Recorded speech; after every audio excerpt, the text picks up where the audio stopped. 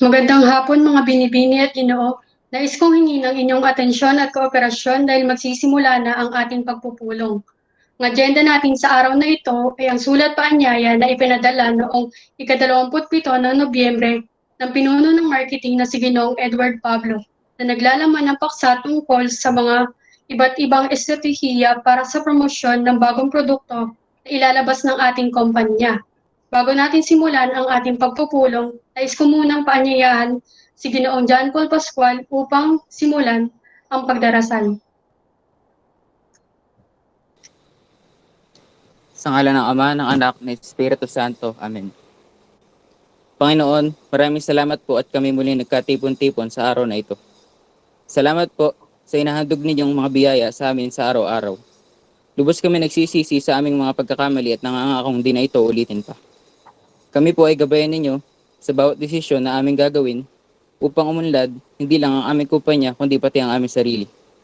Buksan mo, Panginoon, ang aming puso at isipan sa opinion at nais ng iba. Nihiling namin ang iyong gabay sa pulong na ito upang kami magkaisa at maging responsable sa aming mga imumungkahi. Bigyan mo po kami ng sapat na kaalaman at karunungan upang mahayag namin ng tama ang mga dapat sabihin at mga layunin. Nihiling namin ito sa ngalan ni Jesucristo, aming Panginoon. Amen. Sa ngalan ng Ama, ng Anak, ng Espiritu Santo. Amen.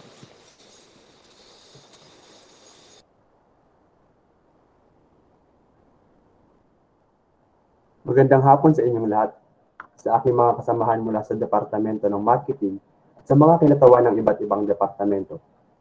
Narito tayo ngayon upang talakayin ang iba't ibang estratehiya para sa promosyon ng bagong produktong ilalabas ng ating kumpanya. Hayaan niyong simulan ko ang talakayan ng aming agenda. Ang unang paksa ay ang disenyo, katangian at kalidad ng bagong produkto na may kaugnayan sa ating marketing strategy. Tulad ng nabanggit ng Departamento ng Produksyon, ang mga disenyo ay hango sa ideyang pag-aalaga sa kapaligiran sapagkat itataguyod ng ating kumpanya ang advokasiyang ito. Pinaniniwalaan natin na tayo ang may responsibilidad na pangalagaan ito, kaya naman napili rin natin na gamitin ang mga plastic na materyales sa paggawa ng ating t-shirt. Ang mga dating maituturing nating kalat ay magagamit natin upang gumawa ng isang sining. Ang ideyang ito ang isa sa mga gagamitin natin upang makaakit ng mga mamimili. Ipakikita natin sa kanila na hindi normal na t-shirts lamang ang ating ibinebenta. Mas makakaakit ito lalo na sa mga taong tinatawag natin na environmentalist. Kung tibay naman ang pag-uusapan, masasabi natin na gawa man ito sa pakalat-kalat na plastic, ay masisigurado natin matibay pa rin ito. Sa loob ng 13 taon natin sa industriya, ilang beses nang napatunayan ng Departamento ng Produksyon na hindi basta-basta ang kanilang ginagawa. At ang tibay ng ating produkto ang isa rin natin ipagmamalaki at gagamitin sa promosyon. Ang mga disenyo, tibay at layunin o advokasya ang magiging pundasyon ng ating promosyon. Ang mga ito ang magiging mukha at ating ilalantad sa ating mga mamimili. Ating itataguyod ang pangangalaga sa kapaligiran habang tayo ay kumikita. Gayunpaman, hindi ang kita ang magiging focus lamang ng ating kumpanya sapagkat tulad ng nabanggit ng mga naunang meeting ng mga ibang departamento, ilang bahagi ng ating kikitain ay mapupunta nga sa mga nasalanta ng mga nagdaang kalamidad kasalukuyang krisis na ating hinaharap. Halimbawa na lang ang ilang nagdaang bagyo na sumalanta sa maraming lugar sa bansa at nagpalubog ng kanilang mga bahay, kung saan ang kanilang mga pag-aari ay kasama rin nasira. Kaya sisikapin ng aming departamento ng marketing na pagputihin ang promosyon ng sagayon ay marami tayong matulungan. Susubukan namin i-promote ang t-shirt sa pinaka-epektibong pamamaraan. Sa pang-anim bibigang pansin ay i-promote ang product sa may mga mabubuting puso na nagdodonate ng mga damit sa mga nasalanta na sa atin na lamang bumili sapagkat magiging dalawang pagtulong na rin ang mangyayari kung ating produkto ang tatangkilikin nila. Makapagbibigay sila ng mga damit sa mga nasalanta at makatutulong din sa atin na makabenta kung saan tulad ng nasabi ko nga, may parte ng kita ang mapupunta sa mga biktima ng kalamidad. Sa madaling salita, aming ipopromote ng aming departamento ng marketing ang katagang Shirt for a Cause. Base naman sa disenyo, katangian at kalidad ng ating bagong produkto, kailangan natin pagdesisyonan kung magkano natin itong ibebenta sa merkado. Upang malaman natin kung magkano ang angkop na presyo, nararapat siguro na isaalang-alang natin yung maraming salik na nakaka-impluwensya rito. Hayaan niyong ipahayag ko ang mga ito at ang naging resulta ng isinagawang pag-aaral ng market research team. Una ay nararapat na kilalanin muna natin ang ating target market at isaalang-alang pati na rin yung kanilang kakayahan sa pagbili. Ang ating produkto ay nilalayong matangkilik ng mga environmentalist dahil sa advokasya ng ating kumpanya ukol sa pag-aalaga ng kapaligiran. Gayon din ang mga taong nais makatulong sa kanilang mga kababayan sa pamamagitan ng pagbili at pagdodonate ng ating shirts na gagawin sapagkat layunin din na nating ibahagi ang parte ng ating kikitain sa proyektong ito. Ayon sa naging pag-aaral at paunang survey, ang mga Pilipino ay bukas naman sa pagtangkilik ng ganitong uri ng produkto at nakatanggap din ng positibong feedback yung layunin natin. Mayroong humigit kumulang na 85,000 katao ang nagkukonsiderang bumili ng ating shirt for a cause. Mula sa bilang na ito, ang kalahating bahagdan ay nagmula sa mga Pilipino na may edad mula 21 to 40. Ang 30% ay binubuo ng mga edad 41 pataas. Samantala, ang natitirang 20% ay ang mga kabataang Pilipino na nasa edad 20 pababa. Sa kasalukuyang krisis sa ating ekonomiya, bumaba rin ang kanilang income sapagkat nagsara yung mga establishmento na kanilang pinagtatrabahuan at ang iba'y kabilang pa sa layoff o yung pagtatanggal ng mga empleyado. Lumabas sa pag-aaral ng ating target market, edad 25 pataas, ay may kakayahang bilhin ng ating produkto sa presyong naglalaro sa 200 hanggang 400 pesos.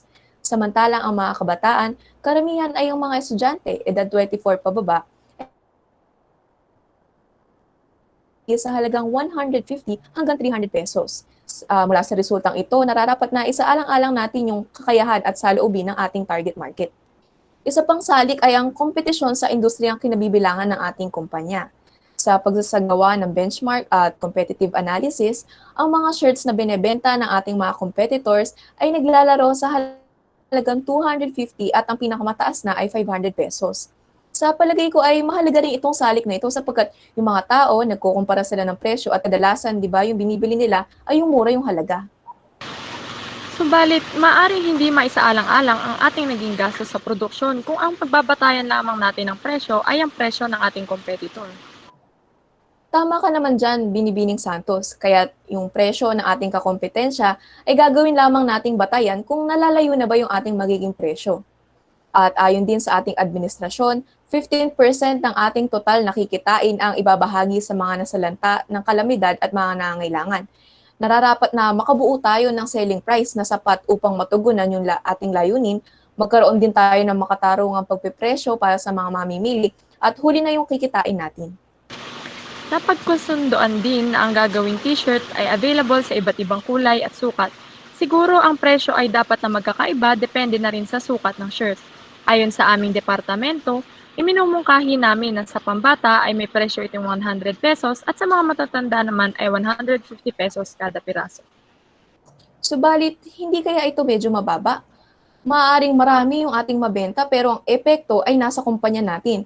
Maaaring hindi maisaalang-alang yung mga gastos natin sa paggawa. Nais kong magbigay ng suhestyon na gawin nating 350 pesos yung presyo ng t-shirt. Sa tingin ko ay sapat na yon para makakuha tayo ng malaking kita, para malaking halaga din yung ma-donate natin. Para naman sa akin, hindi ba maaaring mas babaan pa natin sa 350 pesos? Sapagkat ang ating mga mamimili ay maaaring hindi ito makayang bilhin dahil na rin sa limitadong salapi. Bakit kaya hindi 300 piso? Bakit naman hindi na lang 299 pesos para sa malaking size at 199 pesos para sa mga bata? Ang ganitong pagpapresyo ay tinatawag nga natin na psychological pricing kung saan mas magbumukhang mababa ang ating presyo. Oo nga, maaaring mas marami ang bumili sa atin kaya bilang representative ng administration department ay sumasang-ayon kami. Sumasang-ayon din ang mga mula sa accounting department sa ganyang presyo. Sumasang-ayon din ang purchasing at production department dito.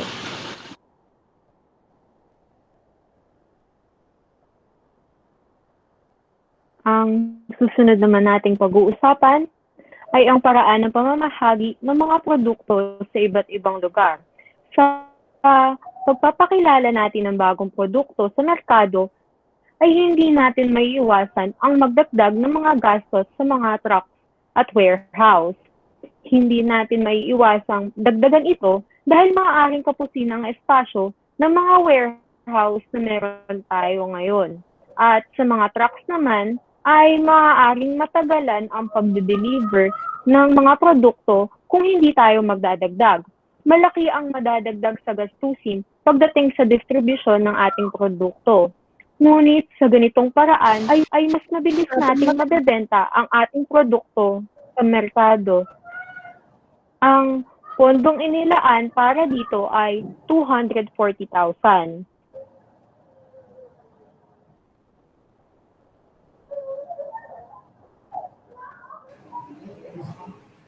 Magandang hapon sa ating lahat. Ngayon naman ay pag-uusapan natin ang paggamit ng marketing tools gaya ng TV commercial, billboards at flyers.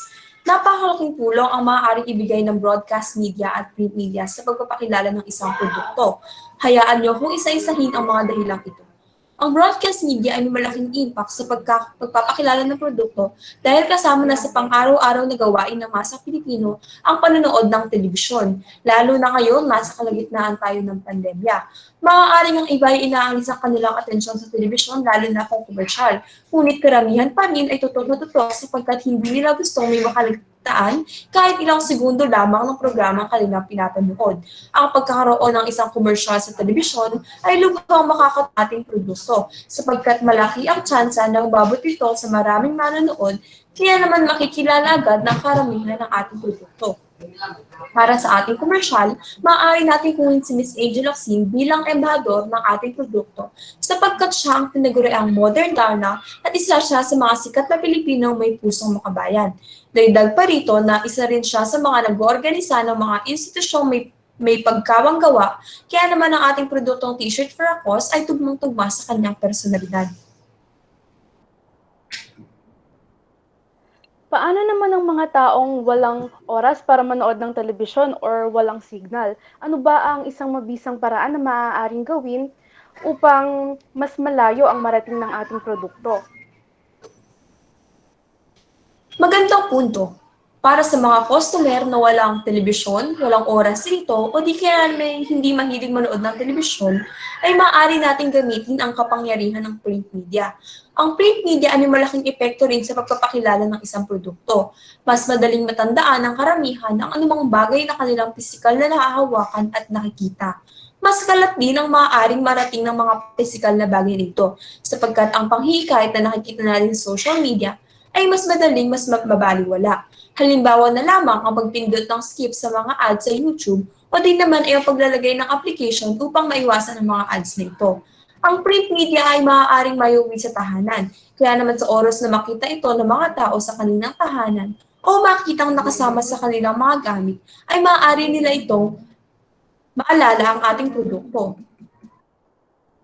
Una, maaari tayong magpatayo ng billboard. Ang pagpatayo ng billboard ay isang kilalang paraan upang maging pamilyar sa tao ang ating produkto. Para sa billboard, maaari tayong magpatayo sa kabaan ng EDSA. Sa EDSA, hindi ba masyadong mahal ang pagpapatayo ng commercial na billboard sa lugar na iyon? Hindi ba masasaktan ng ating bulsa sa paraang iyan?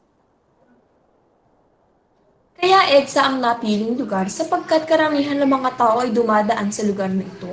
Ang taong papasok sa trabaho at pauwi ng bahay. Kadalasan din ay traffic sa lugar na iyon, kaya naman mas matagal na makikita ng tao ang ating produkto. May kaunting kamahalan, ngunit makasisigurado tayong malaki ang bilang ng makakakita sa pinapakilala nating produkto.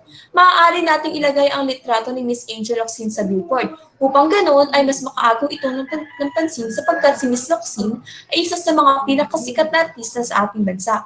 Kaya naman, mas maraming magiging interesado sa ating produkto dahil malaki ang bilang ng kanyang tagahanga. Ilalagay din natin sa ating billboard ang layunin at ng proyektong ito at ito nga ay makatulong sa iba. Sa ganitong paraan ay mapupukaw natin ang atensyon ng masa, lalo na ng mabubuting puso. Iyan ay para sa mga taong bumabiyahe, maganda ang punto. Ang akin namang suhestyon ay alam naman natin na ang Bonifacio Global City ay tinatawag na isang walking city dahil sa magagandang infrastruktura. Ang lungsod na ito ay malinis at isa pa ay popular din ito sa mga murals. Maaari tayong kumuha ng isang individual na may kahanga-hangang talento sa pagpipinta at gagawa siya ng isang mural na nagtataglay ng isang kanais-nais na itsura kung saan ito ang pupukaw sa kuryosidad ng mga individual na makakakita nito. Ang ating mural ay maaaring magtaglay ng matingkad na kulay at ang ating mural din ay maaaring magtaglay ng mensahe na diretso sa punto at ang panghuli ay nararapat na ang imahe at ang core messages ay konektado. Magandang ideya iyan. Napansin ko ang nauuso ang mga ganyang estilo. Idagdag na rin natin ang paggamit ng mga tarpaulin. Maaari tayong maglagay ng tarpaulin sa ating pwesto sa loob ng mall upang lalong kapansin-pansin ang ating produkto. Maaaring lakihan ang katagang t-shirt for a cause upang mas makatawag ito ng pansin, lalo na mga taong nais makatulong. Maraming tao ang gustong makatulong, ngunit di alam ang paraan at iba naman ay nanghihinayang sa perang kanilang ibibigay sapagkat ang kanilang pera ay sakto lamang sa kanilang pang-araw-araw na gastusin. Kaya naman, kung malalaman nila na ang ating kikitain sa ating produkto ay tutulong sa iba, lubhang makakaapekto ito upang mas mahikayat at pagdesisyonan nila ang bumili. Makakatulong din ng malaki ang mga flyers. Ang flyer ay isa sa mga pinakaabot kayang kasangkapan upang maipakilala sa mga mamimili ang produkto. Ito ay madali lamang bitbitin. Ito rin ay napapasadya depende sa aktual na kagustuhan ng kumpanya. Kaya naman tayo ang bahala kung anong uri ng papel at disenyo ang nais natin ipagawa. Ang flyers din ay may kakayahang magpakilala hindi lamang ng produkto, ngunit maging ang kumpanya sa malikhaing paraan. Ang flyers din ay straightforward o diretso sa punto ang nilalaman. Kaya naman makikita rito ang maikling ngunit informatibong salita na tama lamang sa ating panahon. Sapagkat ang haba ng atensyon ng tao sa mga araw na ito ay maikli at limitado lamang. Kaya naman kung gagamit din tayo ng flyers sa pagpapakilala ng ating produkto, ay mas nagiging epekto ang ating panghilikayat. Sa kabuuan, maaari nating gamitin ang ating flyers at idisenyo ito ng makulay at kawili-wili upang lalo itong makapanghikayat. Ilalagay din natin ang layunin ng ating proyekto dito. Maaari nating ipamigay sa matataong lugar katulad na lamang ng mall. Pwede tayong maglagay ng mga tauhan sa pasukan at labasan ng mall upang ibigay ang mga flyers sa bawat papasok at lalabas. Sa kabuuan, maraming uri ng broadcast at print media ang makakatulong upang lubos nating maipakilala ang ating produkto. At sa ganitong paraan din, ay maaaring maabot ang focus na madla ng ating proyekto sa mas mabilis na paraan. Magandang hapon. Ang susunod na tatalakayin naman natin ay ang paggamit ng social media platforms bilang marketing strategy. Mahigit 2.8 bilyong tao na ang gumagamit ng social media by the end of 2016. Maraming brands na rin ang patuloy na gumagamit o patuloy na ginagawang priority ang social media sa kanilang marketing efforts. Kaya masasabing ang social media ay isang mahusay na tactic or tool to promote the products of our company. And being on every platforms means you have the potential to reach more possible customers. But it may lead to a poorly used budgets and low return on investment. Kaya kinakailangan lang natin gamitin yung mga platforms na makakatulong sa strategy natin. Ang mga social media platforms nga ay ang Facebook, Instagram, Pinterest, YouTube, or Vimeo. Ayon sa pagsusuri, ang Facebook, Instagram, at Pinterest ang may pinakamaraming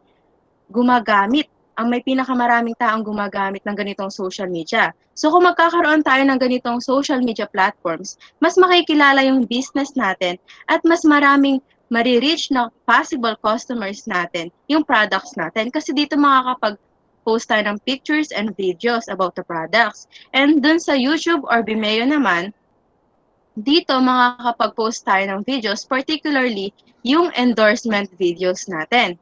Then, dito makakapag-produce and share din tayo ng mga informative videos about the products, the company, or the company's goal.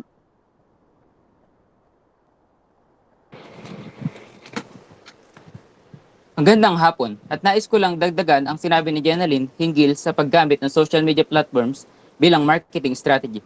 Naisip ko na ilagay ang ating produktong t-shirt sa mga sikat na online shop gaya ni Shopee at Lazada sapagkat higit itong mas mababilis ang pag-order ng ating mga mamimili at madagdagan ang ating benta sapagkat ang Shopee at Lazada ang pinakasikat at trendy ngayon sa mga tao dahil ayon nga sa research, 34 million at 19 million ang bumibisita rito kada buwan. Ngayon na may pandemya at natatakot lumabas sa mga tao, maaari natin gamitin ang Shopee at Lazada sapagkat sila mas naengganya na bumili online sapagkat ilang pindot lang ay maka-order na agad. Kung shipping naman na pag-uusapan, ay higit na mas mura ang babayaran ng ating mga mamimili sapagkat 75, papatak lamang ito na 75 hanggang 100. Kung t-shirt lang ang laman, na higit na mas mura kumpara sa iba na 200. Makatutulong rin ito sa pamahagi ng ating produkto sa iba't ibang lugar sapagkat malaki o halos lahat ng lugar sa Pilipinas ay kayang puntahan ng courier ng Shopee at Lazada. Isa pang magandang naidudulot ng Shopee at Lazada o mga online shops ay hindi gaanong pagtaas ng operation cost, gaya ng kuryente at tubig o renta sapagkat hindi ito gaanong magagamit. Kabilang rin dito ang sahod ng mga empleyado sapagkat hindi na kailangan ng Shopee at Lazada ng salespersons. Anumang oras, mapahating gabi o madaling araw, ay maaari rin silang umorder o bisitahin ang ating mga online shops sapagkat hindi ito nagsasara gaya ng mga tradisyonal na tindahan. Sa mga online shop gaya ni Shopee at Lazada, meron silang malaking discount kada buwan na maituturing na isang promosyon at marketing strategy. At ngayong quarter 4 ng taon, inaasahang matatanggap ang 13th-month pay at bonus ng mga tao. Kasabay rin nito ang perang pamaskong matatanggap ng mga kabataan. Dahil dito, hindi lang doble kundi maaaring triple ang ating kitain at perang malikom para sa taong mga nangangailangan. Akin namang tatalakayin ang kabuuang budget ng Departamento ng Marketing. Bali, ang pangkalahatang budget ng aming departamento ay 1,700,000 piso. At ito nga ay mahati sa sweldo ng mga empleyado, gasto sa distribusyon, gasto sa market research at gasto sa promosyon. Una kong tatalakayin ang sweldo ng mga empleyado. Makikita sa ilustrasyon na malaki ang inaasahang pagtaas nito kumpara sa nakaraang buwan. Bunga ito ng pagdadagdag natin ng mga tauhang kakailanganin. Ilan sa kanila yung karagdagang market researchers, yung mga graphic designers na siya magdidisenyo ng ating mga advertisements, pati na rin yung mga tauhang magpapamigay at magdidikit ng mga nasabing advertisements. Kaya naman, 650,000 piso ang inilaan para rito. Sunod naman ay ang gasto sa distribusyon. Makikita rin na mas malaki ito kumpara sa nakaraang buwan. Ito ay dahil lang nga sa pagtaas ng supply ng ating produkto dahil sa inaasahang pagtaas rin sa demand. At dahil nga doon, tataas din kasi yung gastusin natin sa paglalagay ng mga produkto o yung warehousing costs, pati na rin yung gastusin sa pagre-deliver ng mga produkto natin sa iba't ibang branches o yung transportation costs. Kaya naman, ang inilaan para rito ay 240,000 piso. Sunod, upang mas maiangkop ang produkto natin sa target market at mga kakompetensya, naglaan tayo ng 50,000 piso para sa market research. Panghuli, ay ang promosyon. Dito makikita na napakalaki ng itinaas o itataas dahil na nga ito yung kailangan natin pagtuunan ng pansin sa pagpapakilala ng bagong koleksyon ng ating produkto. Kaya naman sa 760,000 pisong nakalaan para sa promosyon, ito ay mahahati pa sa iba't ibang marketing tools at strategy. Una, sa print media advertisements, 140,000 piso ang nakalaan para rito. Dito na nakasama yung mga flyers na ipamimigay, pati yung posters at tarpaulin na ididikit o ihahang sa establishmento. At 50,000 naman yung nakalaan para sa billboard at 230,000 piso ang nakalaan para sa social media advertisements.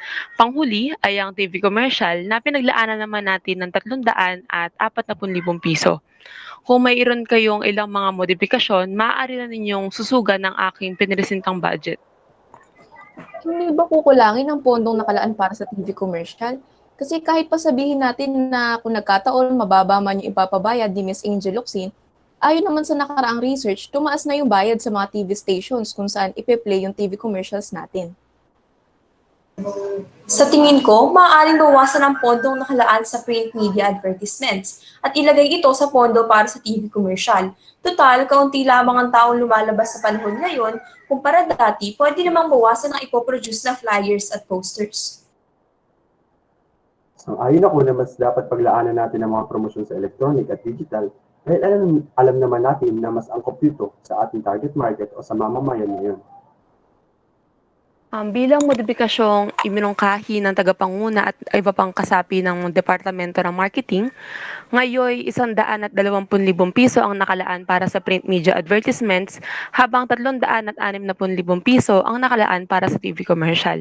Mayroon bang ilang tumututol? Sang-ayon naman na yata lahat, Binibining Castro. Sa pagtatapos ng ating pagpupulong, nais kong isa-isahin muli ang mga paksang natalakay sa araw na ito. Sa unang agenda, natalakay ni Ginoong Edward Pablo ang tungkol sa mga disenyo, kalidad at katangian ng bagong produkto ilalabas ng ating kumpanya. Ang sumunod na agenda ay tinalakay naman ni Binibining Lichelle Daling. Ito ay tungkol sa target market at magiging presyo ng bagong produkto. Ang pangatlo naman ay tinalakay ng campaign manager na si Binibining Kate de Guzman. Ito ay tungkol sa mga paraan na gagawin sa pamamahagi ng produkto sa iba't ibang lugar. Ang digital marketing manager na si Binibining Shine de Guzman at public relations manager na si Binibining Lovely Francia ay tinalakay naman ang paggamit ng mga marketing tools katulad na lamang ng TV commercials, flyers, at iba pa, upang maipagbigay alam sa lahat ang tungkol sa produkto. Sa panglimang agenda, tinalakay naman ang tungkol sa paggamit ng mga social media platforms katulad ng Facebook at Instagram. Ang social media manager na sina Binibining Jenaline Galang at Ginoong John Paul Pascual ang nagbigay ng opinyon hinggil dito. At ang panghuling tinalakay sa araw na ito ay tinalakay ni Binibining Melody Castro ay tungkol sa kabuuang budget na kinakailangan sa pagsasakatuparan ng mga pampromosyong gawain. Bago tayo magpaalam sa isa't isa, nais ko ulit paanyayahan si Ginoong John Paul Pascual upang pangunahan ang pagdarasal. Sa ngalan ng Ama, ng Anak, ng Espiritu Santo. Amen. Panginoon, maraming salamat at naging matagumpay ang aming ginanap na pagpupulong gaya ng aming hiniling. Naway, matupad namin ng maayos ang mga mungkahing sinabi ng bawat isa upang kami ay maging instrumento ng iyong kabutihan sa mga sanat-sanata ng bagyo at sa mga taong nangangailangan. Nihiling namin, Panginoon, na kami magkaroon ng maraming pagkakataon kagaya nito upang mailahad namin ang aming mga kaalaman at karunungan para sa kabubuti ng iba at ng kumpanya. Nihiling po namin ng iyong gabay sa araw-araw at kaligtasan sa anumang kapahamakan. Kami ay muling nagpapasalamat sa mga biyayang aming natatanggap at naway patuloy mo kaming pagpalain. Nihiling namin ito sa ngalan ng Jesucristo. Amen. Sa ngalan ng Ama, ng Anak, ng Espiritu Santo. Amen.